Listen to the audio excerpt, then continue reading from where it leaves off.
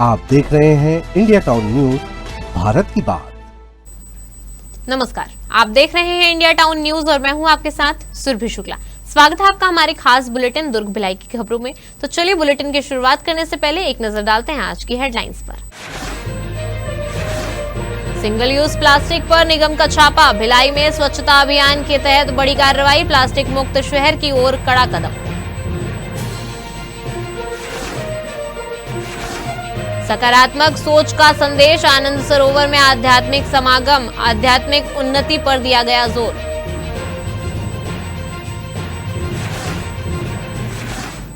शौर्य चक्र विजेताओं का सम्मान, दुर्ग में वीर पुलिसकर्मियों का अभिनंदन, पुलिस लाइन में सम्मान समारोह किया गया आयोजित।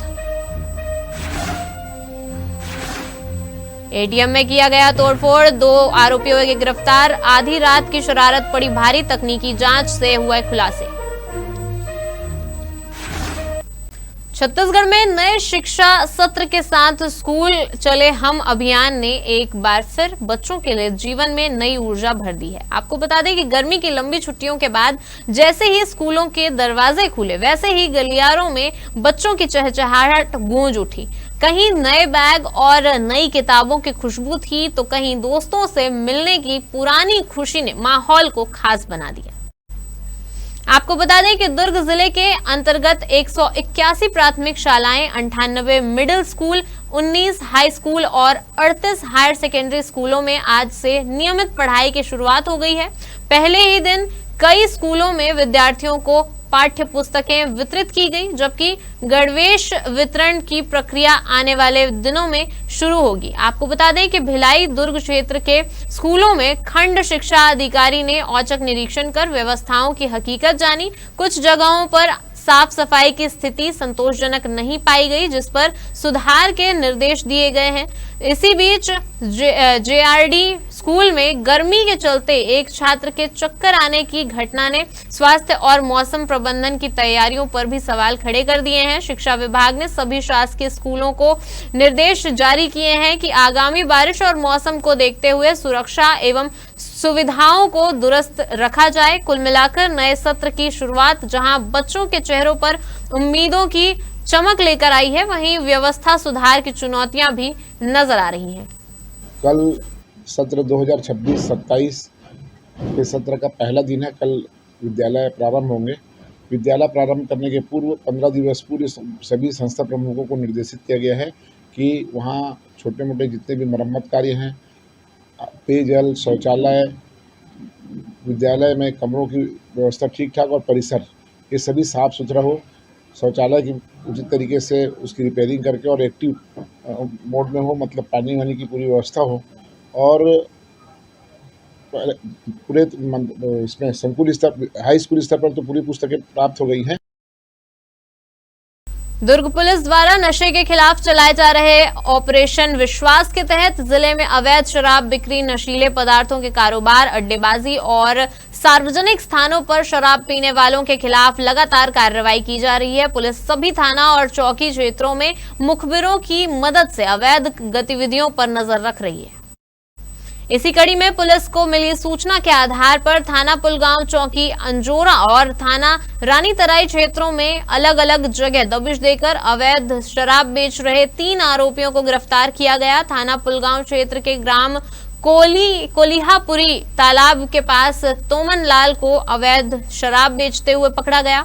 इसी तरह चौकी अंजोरा क्षेत्र के बाजार चौक रसमड़ा में कार्रवाई करते हुए धुरवा बरैया को गिरफ्तार किया गया। वहीं थाना रानीतराई क्षेत्र के कोही अशोका मार्ग स्थित तालाब किनारे पुल के पास बलदेव सोनी को भी गिरफ्तार किया गया। मामले में आरोपियों के खिलाफ आबकारी अधिनियम के तहत अपराध दर्ज कर उन्हें न्यायिक रिमांड पर भेज दिया गया है। इसके अलावा जिले के सभी थाना और चौकी क्षेत्रों में विशेष अभियान चलाकर सार्वजनिक स्थानों पर शराब पीने और अड्डेबाजी करने वाले 121 लोगों के खिलाफ आबकारी अधिनियम के तहत कानूनी कार्रवाई की जा रही है।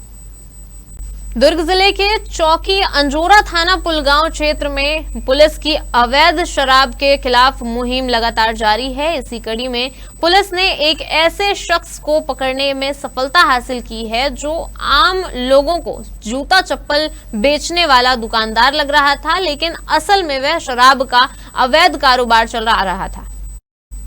सूचना मिलने पर पुलिस ने ग्राम थनोद से रसमड़ा जाने वाले मार्ग पर दबिश दी और धुर्वाराम बारिया को रंगे हाथों पकड़ लिया। आपको बता दें कि आरोपी जूता चप्पल की दुकान की आड़ में ग्राहकों को देसी शराब, देसी मसाला शराब की सप्लाई कर रहा था। तलाशी के दौरान आरोपी के पास से मसाला शराब और बिक्री की नकदी बरामद की गई। मामले में आरोपी के खिलाफ आबकारी अधिनियम के तहत अपराध दर्ज कर लिया गया है और उसे न्यायालय में पेश किया गया है। कार्रवाई के बाद पुलिस का कहना है कि क्षेत्र में अवैध शराब के कारोबार पर सख्त निगरानी रखी जा रही है और आगे भी ऐसी कार्रवाई जारी रहेगी। पुलिस लाइन दुर्ग स्थित सभागार में शौर्य चक्र से सम्मानित निरीक्षक लक्ष्मण केवट एवं निरीक्षक रामेश्वर प्रसाद देशमुख के सम्मान में नागरिक अभिनंदन एवं सम्मान समारोह का आयोजन किया गया। इस अवसर पर पुलिस अधीक्षक विजय अग्रवाल सहित पुलिस विभाग के वरिष्ठ अधिकारी बड़ी संख्या में उपस्थित रहे।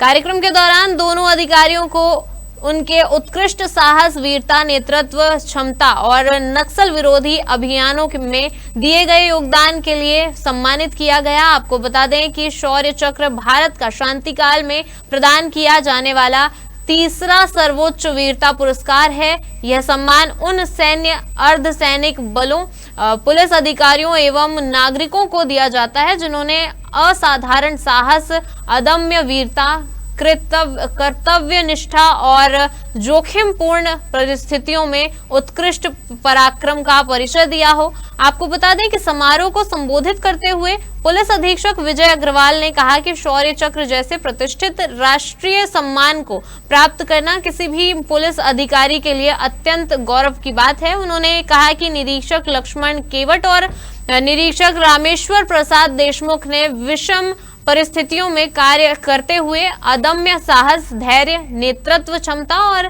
कार्य कर्तव्य निष्ठा का परिचय दिया है और इसके साथ ही उनकी उपलब्धियां केवल व्यक्तिगत सफलता नहीं बल्कि संपूर्ण छत्तीसगढ़ पुलिस और दुर्ग जिले के लिए गर्व का विषय है। आज लक्ष्मण केवट और रामेश्वर देशमुख जो जाबाज है, जिन्हें शौर्य चक्र की उपाधि से नवाजा गया है, आज उनका स्वागत कार्यक्रम रखा गया है और दधीची सभागार में आज उनका स्वागत कर उनको ससम्मान स्वागत किया गया और स्मृति चिन्ह भी जिला पुलिस बल दुर्ग द्वारा प्रदान किया गया। इस सब के लिए बड़ा हर्ष का विषय है और उल्लेखनीय बात यह है कि वो दोनों दुर्ग जिले के रहने वाले हैं और ये दुर्ग जिले के लिए बड़ा गर्व का विषय है कि इस तरह के जाबाज अधिकारी इस जिले में हुए हैं और हम लोग सभी दुर्ग पुलिस की ओर से उनके उज्जवल भविष्य की कामना भी करते हैं। वक्त हो चुका एक छोटे से ब्रेक का, बने रहिए इंडिया टाउन न्यूज के साथ। क्या आप बाल झड़ने से परेशान हैं? अब अपनाइए प्रकृति की शक्ति, पाइए घने चमकदार बाल और खूबसूरत दमकती त्वचा। प्रकृति का वरदान Rukhsana shine herbal beauty combo kit, प्राकृतिक जड़ी बूटियों से तैयार। अब पाइए खूबसूरत चमकते बाल और त्वचा। हर्बल गुणों से भरपूर ये कॉम्बो आपके बालों और त्वचा की देखभाल में मदद करता है। अब उपलब्ध Amazon, फ्लिपकार्ट और नीचे दिए गए लिंक पर अभी ऑर्डर करें और हर्बल केयर का अनुभव लें। आज के दौर में जहां लोग दूसरों की कमियों पर ज्यादा ध्यान देते हैं, वहीं प्रजापिता ब्रह्म कुमारी ईश्वरीय विश्वविद्यालय के बघेरा स्थित आनंद सरोवर में आयोजित आध्यात्मिक समागम में एक अलग संदेश सुनने को मिला। छत्तीसगढ़ एवं मध्य प्रदेश की क्षेत्रीय निदेशिका ब्रह्म कुमारी हेमलता दीदी ने कहा कि अगर हम दूसरों की छोटी छोटी कमियों को देखने की आदत छोड़ दें तो हमारे संबंधों और जीवन दोनों में सकारात्मक परिवर्तन आ सकता है। हेमलता दीदी के शुभागमन पर आयोजित समागम में बड़ी संख्या में भाई बहन उपस्थित रहे। कार्यक्रम का स्वागत उद्बोधन देते हुए ब्रह्म कुमारी दुर्ग की संचालिका रीटा दीदी ने कहा कि हेमलता दीदी के अनुभवयुक्त मार्गदर्शन और कुशल नेतृत्व ने मध्य प्रदेश एवं छत्तीसगढ़ में ब्रह्म कुमारी की सेवाओं को नई पहचान दिलाई है। आपको बता दें कि जून माह को ब्रह्म कुमारी संस्थान की प्रथम मुख्य संचालिका ओम राधे की पुण्य स्मृति के रूप में मनाया जाता है। इस दौरान आध्यात्मिक उन्नति एवं आत्म परिवर्तन के लिए विशेष तपस्या और साधना कार्यक्रम आयोजित किए जाते हैं। इसी श्रृंखला में आयोजित यह समागम आत्मचिंतन और सकारात्मक दृष्टिकोण का संदेश देकर संपन्न हुआ। शहर को स्वच्छ, हरित और प्लास्टिक मुक्त बनाने के मिशन के तहत भिलाई नगर पालिका निगम ने सिंगल यूज प्लास्टिक के खिलाफ मंगलवार को सख्त अभियान चलाया। नगर निगम आयुक्त राजीव कुमार पांडे के निर्देश पर जोन 1 स्वास्थ्य विभाग की टीम ने वार्ड 10 लक्ष्मी नगर क्षेत्र में अचानक दबिश देकर दुकानों और ठेलों की जांच की, जिससे पूरे इलाके में हड़कंप मच गया। अभियान के दौरान फल सब्जी ठेलों और व्यावसायिक प्रतिष्ठानों में लाइसेंस और नियमों की बारीकी से जांच की गई। निरीक्षण में 15 प्रतिष्ठान नियमों का उल्लंघन करते पाए गए, जिन पर तत्काल चालानी कार्रवाई की गई। नगर निगम ने मौके पर ही कुल 2120 रुपए की राशि वसूली। कुछ ठेलों पर 50 से 100 रुपए तक का जुर्माना लगाया गया। आपको बता दें कि जिससे अन्य दुकानदारों में भी सख्त संदेश गया। अधिकारियों ने स्पष्ट किया कि यह कोई एक दिन की कार्रवाई नहीं है, बल्कि शहर को प्लास्टिक मुक्त बनाने के लिए लगातार चलने वाला अभियान है। नियम तोड़ने वालों पर आगे भी इसी तरह की सख्त कार्रवाई की जाएगी।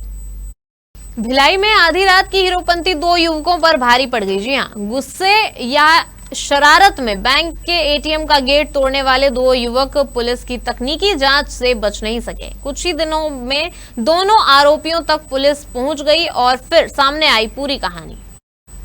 दरअसल भिलाई के नंदनी रोड स्थित बेदी कॉम्प्लेक्स में लगे केनरा बैंक एटीएम के गेट में तोड़फोड़ का मामला सामने आया था। प्रगति नगर रिसाली निवासी अशोक कुमार जांगड़े की शिकायत पर थाना छावनी में अज्ञात आरोपियों के खिलाफ मामला दर्ज किया गया। पुलिस ने मामले को गंभीरता से लेते हुए तकनीकी साक्ष्यों और मुखबिर की सूचना के आधार पर जांच शुरू की। पूछताछ में दोनों युवकों ने एटीएम के गेट में तोड़फोड़ करना स्वीकार कर लिया। पुलिस ने आरोपियों के खिलाफ संबंधित धाराओं के तहत कार्रवाई की। मामला जमानतीय होने के कारण दोनों को जमानत मुचलके पर रिहा कर दिया गया। आपको बता दें कि इसके साथ ही भविष्य में शांति एवं कानून व्यवस्था बनाए रखने के लिए प्रतिबंधात्मक कार्रवाई करते हुए आरोपियों को एसडीएम न्यायालय में पेश किया गया। और फिलहाल पुलिस का कहना है कि सार्वजनिक संपत्ति को नुकसान पहुंचाने वालों पर कड़ी नजर रखी जा रही है और ऐसे मामलों में सख्त कार्रवाई जारी रहेगी।